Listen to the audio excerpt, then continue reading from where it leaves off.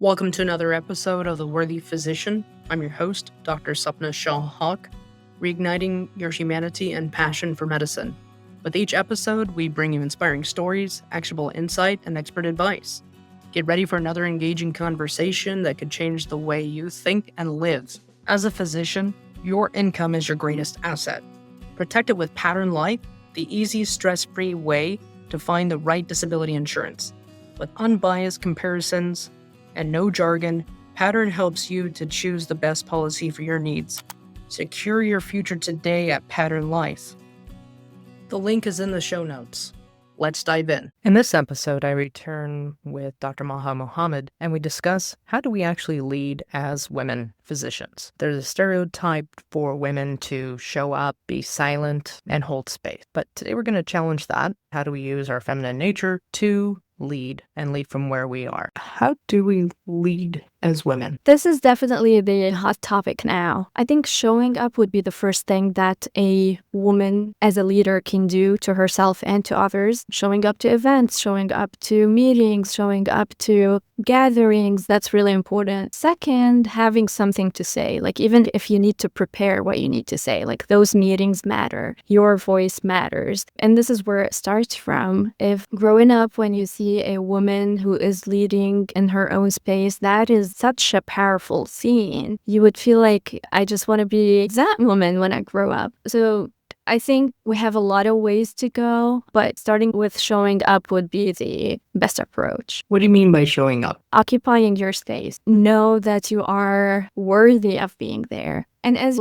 we women tend to have a lot of imposter, this is where we need to have our chatterbox shut up a little bit and take control of our mind, really, and our body. And sometimes I need to remind myself of, why am I doing this? Even there are moments where you get into self-doubt, where you get into fear, where you get into avoidance. But I think if just hush that chatterbox and take the lead within yourself, showing up to the place, to the event, that is main goal. And to the listeners, yeah, I struggle with imposter syndrome, and at times I still do, because, and there are nuances every day. My goodness, my kids found out that I really don't know what I'm doing when I'm making something or when I'm trying to talk to them about their feelings. To me, that's scary. It is definitely scary because they are 100% dependent on you. And this is where I think perfectionism starts. And this is where we're born ready. We know what to do. This is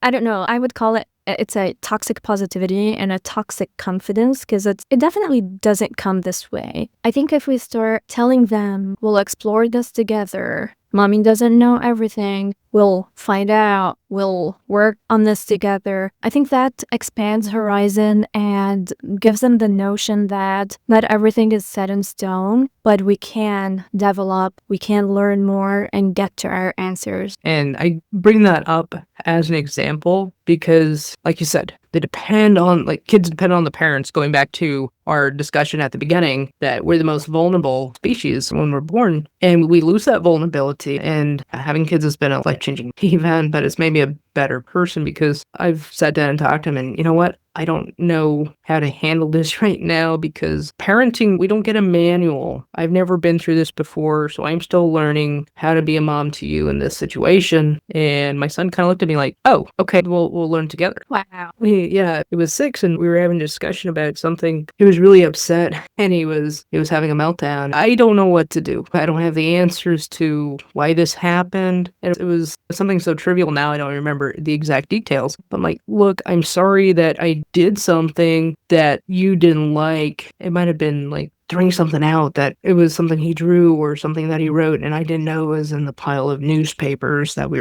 I was tossing out, and it really hurt his feelings. But now we take that transparency and that vulnerability, and it's okay to use that, I think, in leadership. It's okay, I think, to use that in Even with the patients, I don't know the answer, but there's a reason why there are other specialties in medicine and we can consult. Absolutely. And no one knows everything, even within the same specialty. Most of the cases don't follow the paragraph in a textbook. Doesn't look like a classic picture. And I think showing that vulnerability is being true to yourself and true to your patient and true to your team member. It shows your human nature because, again, we don't know everything and we will never get to a point where we know everything. So accepting that fact and just following whatever pathways that could get us closer to an answer, exhausting the tools in our toolbox that gets us to some answers for those questions is the way to go. And that gives us more credibility. Like, I would trust a person who is trying to find me more answers more than someone who just blurts out the answer without even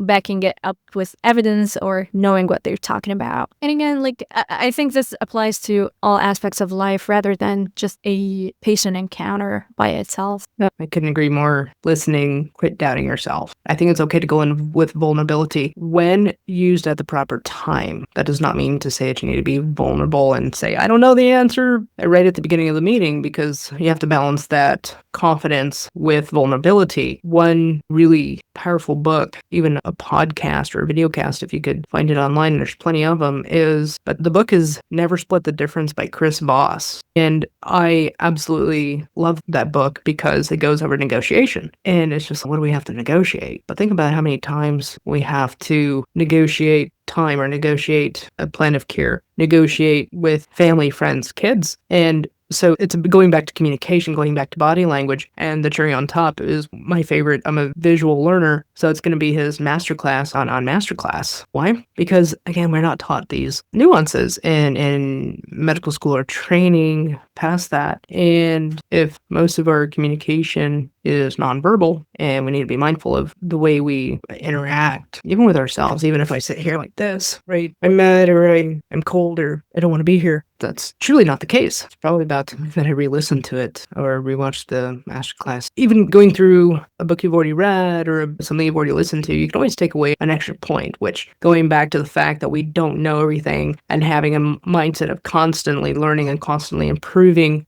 you level up that next percentage point. And it's not about perfectionism, it's about the fact that I want to be more impactful, not just in my life, but in other people's lives, because it's not about what I can get from it, but it's what energy I can put out in the world and try to leave medicine or my community in which I reside better than what I found it. Absolutely. That's a great goal to have, and you're just infusing your life with a purpose. How do we find purpose? Because I think it's so important to leadership. I think going back to your personality type will help you get closer to this answer. For me personally, it's sitting in a quiet place, have my cup of coffee next to me, and jotting down ideas and thoughts and goals, basically. And to me, what I found really helpful is starting with the end in mind. So think about your goal and backtrack to what can I do, who can I speak to, what resources can I approach to get closer to that goal. That would be my 2 cents on how to try to find your purpose. That's a very methodical approach. I think it took me a good 30 plus years to figure things out. And I'm a slow learner on that, I will tell you. Yeah, there are stories that, what inspired you to look at leadership? It is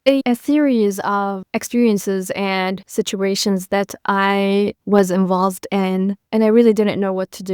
Audit myself at the end of the day or end of the week or month and think about how things could have been done in a different way, in a better way. So it was a journey of multiple situations. It required consistent practice and thinking about it in a positive mindset, trying to focus on the general goal and the general bigger picture. But the more you get into those situations, the more you learn and the more you... I think you hit so many key things there. Keeping on, okay, this past week, what did I do well? What can I improve on? Because anybody does something that they're not necessarily happy with the outcome. Okay, what can I learn from this? And how can I level up for the next time? And so it's not about chastising yourself or like self-punishment, but it's more, okay, what can I learn from this? How can I grow this area? Have you always had that type of mindset where I'm going to audit myself for the last week? Where did that come from? I can tell you it came from a duration of stagnation where I felt like I'm in a rut and I don't know really what to do. And it was a little bit of comparing myself to others. That's not a good idea. I do not recommend this at all.